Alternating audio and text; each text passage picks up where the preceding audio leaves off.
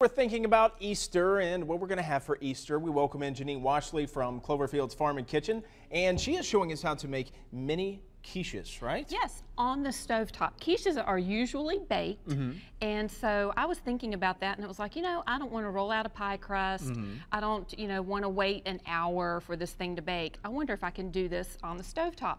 So when you think about it, a quiche is probably about 2 inches tall, and I thought if I made it thinner, I could probably do it in a skillet, and I'm going to show you a couple of insider tips on how to do that. Let's do it. And a couple of other savory options for your Easter table are spicy marinated eggs. You marinate the eggs first and then make deviled eggs. So it's like kicked up deviled eggs.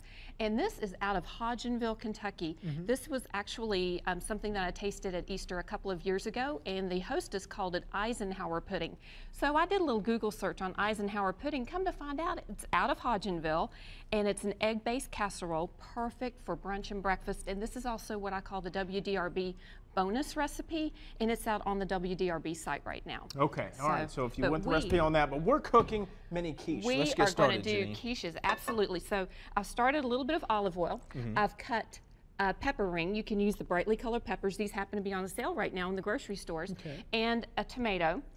You want to cut them kind of thick, about a ½ inch thick. Kind of scoot them around so that they get a little bit of olive oil underneath them. Now I have to help you, Janine. That's right. And so that's your quiche mixture. And this is enough for one person, but it makes 2 servings. So just divide it between the 2 shells.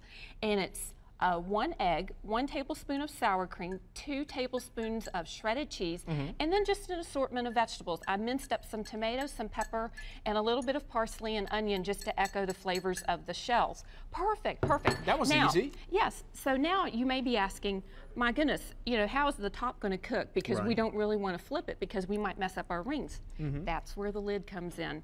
So we add a little bit of water. I'm going to turn the heat up a little bit. And then we add a little bit of water to create steam. And then your steam is hot, is very, very hot. So you put the lid on, and look what you get. How long do we need to cook this, Janine? Okay, anywhere from 6 to 8 minutes, depending on the stove that you have. We're cooking with gas here, so probably more to the 6-minute range. If it's an electric stove top, you'll probably want to go about 8 minutes. How do we know it's done?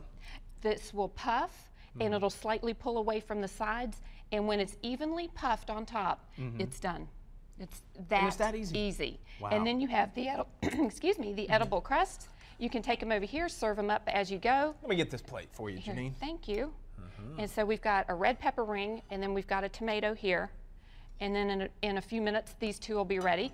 And you've got that. So you have a more traditional option with white sauce, hard-boiled eggs, roasted red peppers, and a little bit of cracker crumbs. Or you have a lighter option. This is totally doable with just egg whites, fat-free sour cream, and even a cheese substitute. So you can basically go for a range of health and dietary needs with this and still create a beautiful Easter brunch or breakfast for your family. Sounds good. I can't wait to try it. If you want to find the recipes that Janine just told us about, just log on to our website, WDRB.com. You'll find more information on Cloverfield's Farm and Kitchen and Janine Washle. Send her an email that's listed on our website. She'll be more than happy to share her recipes with you. What's coming up in our next segment, Janine? We're doing sweets. I'm going to unveil a runny kuka, but we are going to put together George Clooney's favorite Easter dessert, a transparency pie. Sounds complicated, sounds good. I'm ready to give it a shot.